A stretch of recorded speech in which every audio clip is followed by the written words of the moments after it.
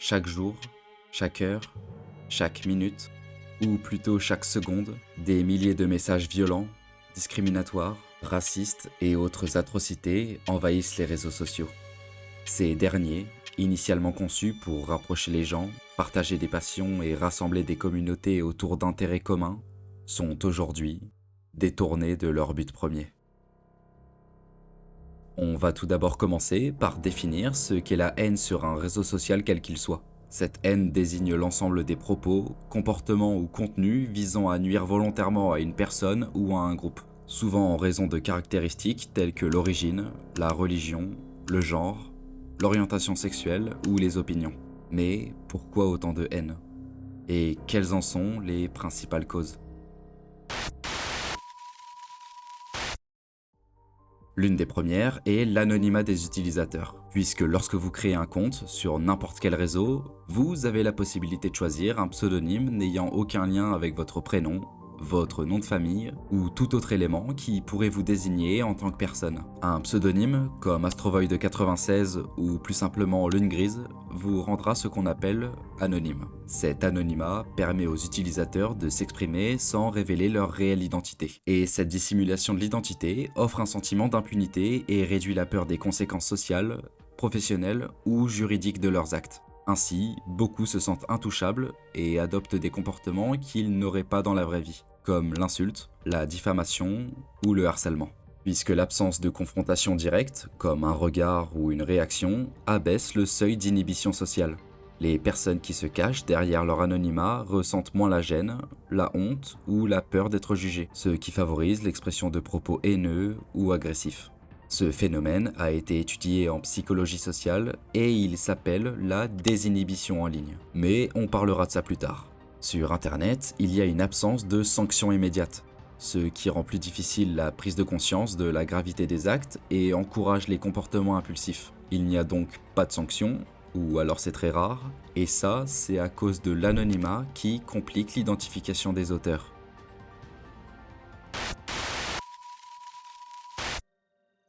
L'un des facteurs de l'amplification de la haine sur les réseaux sociaux provient également du fonctionnement des algorithmes. Ces derniers, constitués d'instructions précises organisées de manière logique, ont pour but d'accomplir une tâche ou de résoudre un problème. Et dans le cas des réseaux sociaux, ils analysent vos likes, commentaires et contenus visionnés afin de vous proposer des publications conçues pour retenir au maximum votre attention. Leur objectif est de maximiser l'engagement et pour cela, ils proposent des contenus qui suscitent de fortes réactions émotionnelles, que cela soit la peur, l'excitation ou la colère. Ces contenus incitent à réagir, commenter ou partager. Et les publications choquantes, polémiques ou extrêmes sont donc favorisées même si elles sont négatives ou toxiques. L'algorithme a aussi tendance à proposer de manière répétée le même type de contenu, créant un cercle vicieux où l'utilisateur est exposé à des messages de plus en plus extrêmes ou polarisants. Cela peut enfermer l'utilisateur dans une sorte de bulle où il ne voit que des contenus qui confirment ses croyances ou ses émotions, accentuant la polarisation sociale et la radicalisation.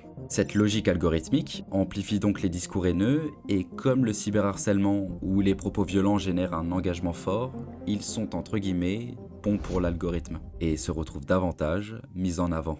Au fait, le cyberharcèlement, c'est un ensemble d'agissements hostiles, répétés et intentionnels exercés via des moyens de communication numériques, dans le but de nuire, intimider, humilier ou exclure une personne. C'est toujours bon de le rappeler. Donc les propos violents qui génèrent un engagement fort sont de plus en plus mis en avant et une exposition répétée à des contenus choquants ou polarisants peut entraîner des troubles tels que l'anxiété, le stress ou la dépression, notamment chez les plus jeunes. La haine sur les réseaux sociaux peut être amplifiée et elle est amplifiée par un groupe. L'effet de meute désigne un phénomène collectif où un groupe d'individus se coordonne ou s'entraîne mutuellement pour cibler une personne ou un groupe, par des attaques massives, répétées et souvent violentes. Cet effet de meute engendre plusieurs mécanismes comme l'amplification par le nombre et d'autres utilisateurs peuvent rejoindre le mouvement, parfois sans connaître personnellement la cible ni le contexte initial. L'effet de groupe donne une impression de légitimité et de force, encourageant chacun à participer, et ça, même par un simple like. Un simple double clic renforce la haine, et la violence. Plus le nombre de personnes impliquées augmente, plus l'effet de boule de neige s'amplifie, entraînant une spirale où la violence et la fréquence des messages rendent la situation ingérable pour la victime. D'ailleurs, on n'a toujours pas parlé des victimes. La victime se retrouve submergée par un flot de messages haineux. Et bien évidemment, elle est incapable de gérer la situation. Et cette situation peut entraîner une détérioration de la santé mentale, un sentiment d'impuissance, voire un retrait de la vie sociale ou professionnelle. Mais alors, pourquoi certaines personnes participent-elles à ce harcèlement de masse et pourquoi si peu prennent le temps de se remettre en question? Il faut être en souffrance ou profondément frustré pour s'en prendre ainsi à quelqu'un.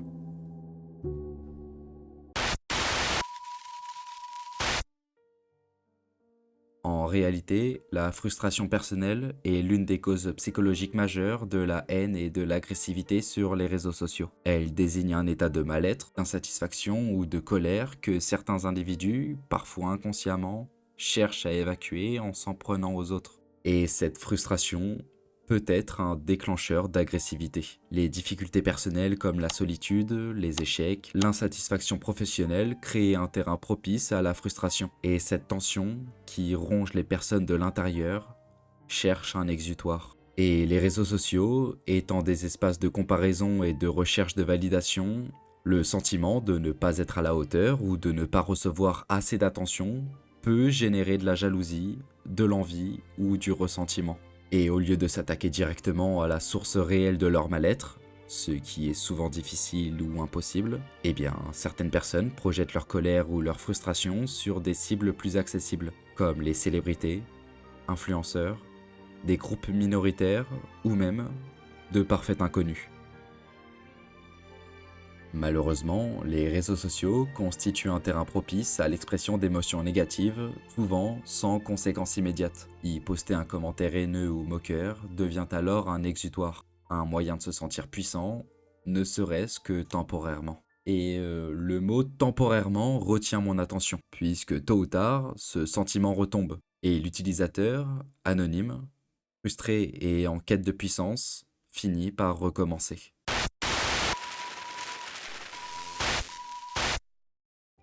Mais au-delà de ces causes sociales, il y a quelque chose de plus profond, de plus instinctif. La haine sur les réseaux, ce n'est pas seulement une question d'algorithme ou d'anonymat. Elle touche aussi à notre fonctionnement interne, c'est-à-dire notre cerveau. Car oui, il y a des mécanismes biologiques qui expliquent pourquoi on peut devenir haineux en ligne, parfois même sans s'en rendre compte. Des études récentes montrent que les réseaux sociaux amplifient la colère et l'indignation morale. Je vous ai dit que les algorithmes privilégiaient les contenus qui généraient le plus d'engagement. Or, la colère et la haine suscitent davantage de réactions que les contenus neutres ou positifs. Ce mécanisme de récompense encourage donc les utilisateurs à exprimer de plus en plus d'indignation ou de haine, car ils constatent que ces publications sont plus valorisées et plus visibles. Ainsi, qu'elles le veuillent ou non, les plateformes influencent les comportements de leurs utilisateurs en amplifiant les réactions négatives. Sur le plan neuroscientifique, la haine active des circuits cérébraux similaires à ceux de la colère et de l'indignation. Lorsqu'une personne ressent ou exprime de la haine, des régions comme l'amygdale, le cortex préfrontal sont sollicitées. En ligne, l'obtention de likes ou de réactions positives à des messages haineux stimule le circuit de la récompense, renforçant ainsi le comportement agressif. Ce phénomène d'apprentissage social, où l'on est incité à reproduire un comportement qui a été récompensé par un tiers, explique la répétition et l'intensification des discours haineux sur les réseaux sociaux. Ok, exemple très simple. Un commentaire moqueur devient viral et reçoit des centaines de likes. L'auteur sera tenté de recommencer.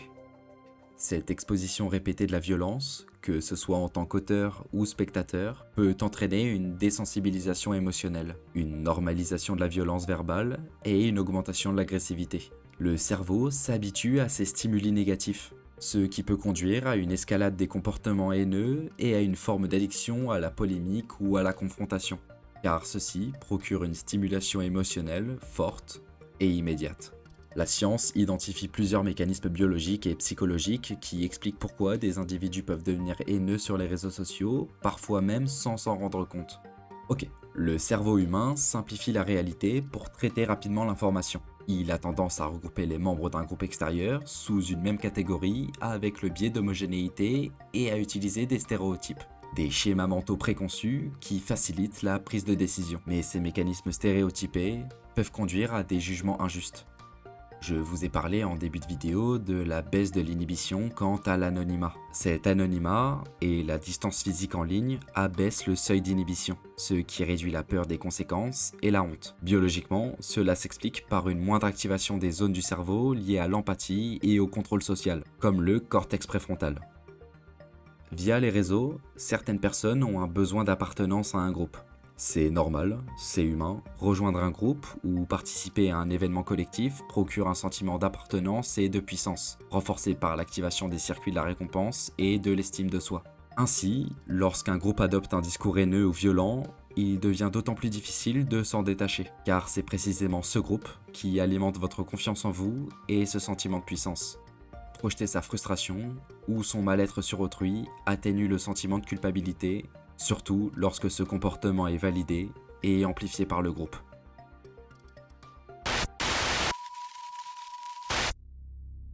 C'est ce que certaines études ou expériences ont permis de démontrer. Ici, nous allons parler de l'expérience de Bandura, autrement appelée expérience de la poupée Bobo. Il s'agit d'une célèbre étude en psychologie menée par Albert Bandura, un psychologue canadien, pour démontrer que le comportement agressif peut être appris par l'observation et l'imitation. Avant de faire le lien avec les réseaux sociaux, prenons un instant pour voir en quoi consiste exactement cette expérience. Ok, Bandura a divisé des enfants en plusieurs groupes et leur a montré des vidéos ou des scènes en direct avec des adultes interagissant avec une poupée gonflable appelée Bobo. Il y avait 3 modèles qui correspondaient à 3 groupes différents. Le premier groupe, le modèle agressif. L'adulte frappait, insultait ou lançait la poupée. Le deuxième, le modèle non agressif. L'adulte jouait calmement avec la poupée. Et le troisième modèle, il n'y en avait pas. L'enfant ne voyait pas de comportement préalable. Après avoir observé ces scènes, les enfants étaient placés dans une pièce avec la même poupée. Et le résultat de cette expérience, les enfants, exposés au modèle agressif, reproduisaient eux aussi des comportements violents envers la poupée, parfois même de manière plus violente. Cela montre que la violence peut être apprise par l'observation. Et nous pouvons tout à fait faire le lien avec les réseaux sociaux. Ces derniers étant des espaces où les utilisateurs voient constamment des comportements agressifs ou haineux. Comme dans l'expérience de Bandura, les personnes, en particulier les plus jeunes, peuvent imiter ces comportements s'ils voient qu'ils sont fréquents, validés ou impunis.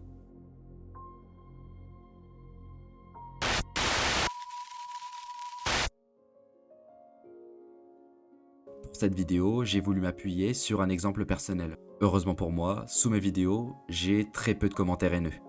J'en ai seulement 2 en tête. Celui-là et celui-là.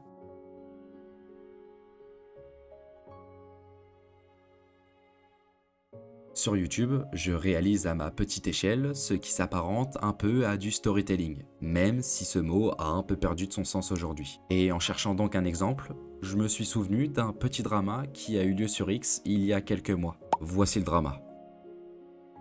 Un message assez commun en 2025, malheureusement. Mais ce qui m'intéressait le plus, au-delà du post initial, c'était surtout les réponses qu'il suscitait, même si je me doutais bien de ce qui allait arriver.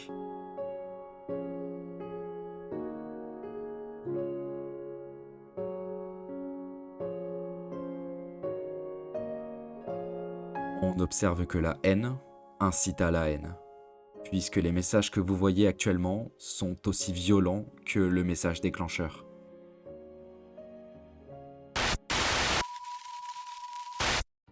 La haine, sous différentes formes, a toujours existé dans l'histoire de l'humanité, avec les guerres, l'esclavage, la discrimination. Les réseaux sociaux n'ont pas inventé la haine, mais ils en ont transformé la nature, la rapidité de diffusion et l'impact. Historiquement, la haine s'exprimait à travers des actes collectifs, souvent encouragés ou légitimés par des discours politiques, religieux ou médiatiques.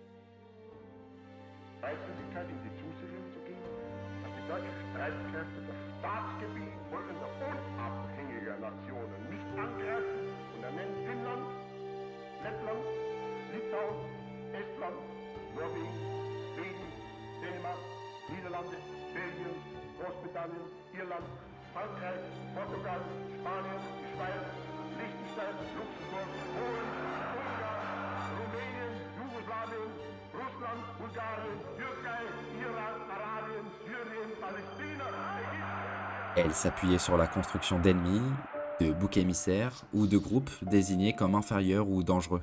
Aujourd'hui, la haine circule massivement sur les réseaux sociaux, qui offrent une caisse de résonance inédite. Ce qui change, c'est la vitesse de propagation et la possibilité pour chacun de participer à la diffusion de propos haineux ou discriminatoires. L'effet multiplicateur de ces réseaux font qu'un message haineux peut être vu, partagé et commenté par des milliers de personnes en quelques minutes. Et cette haine en ligne, comme la haine d'autrefois, vise souvent des groupes spécifiques, comme les minorités, les femmes, les personnes LGBT, mais aujourd'hui, elle touche aussi des cibles beaucoup plus larges.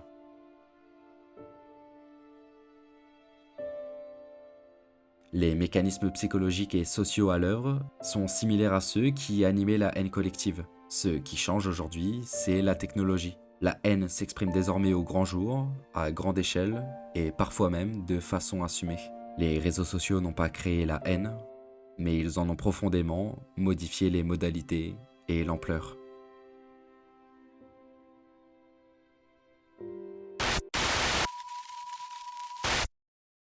Mais quand les premiers réseaux sociaux sont apparus, le but premier n'était pas ça.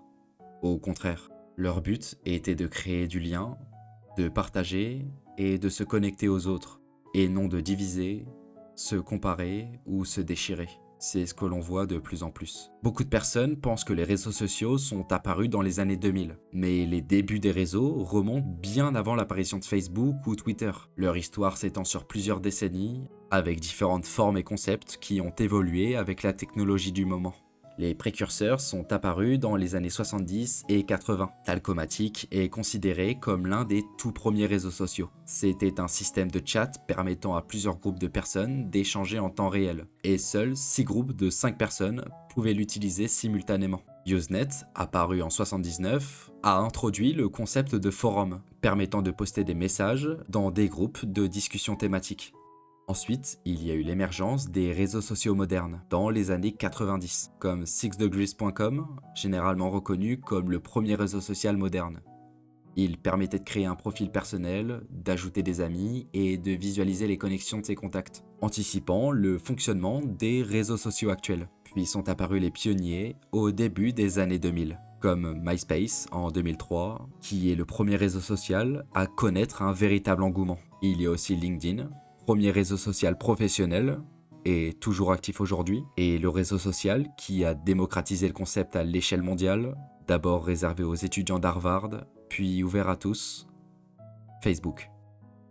Tous ces réseaux sociaux, disparus, encore présents ou ceux qui suivront, avaient, ont et auront un seul et unique but commun, créer du lien, partager et créer entre les individus du monde entier.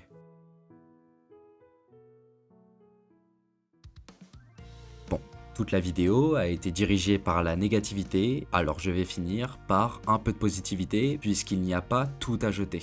Et c'est parti pour une conclusion de tout ce qu'il y a de plus bateau et basique, mais c'est important. Notre génération vit dans un monde ultra connecté, avec de plus en plus de monde en ligne, et forcément, la haine aussi se développe et prend de plus en plus d'ampleur. Mais malgré toute cette violence qu'on peut croiser, les réseaux sociaux ne sont pas condamnés à ça.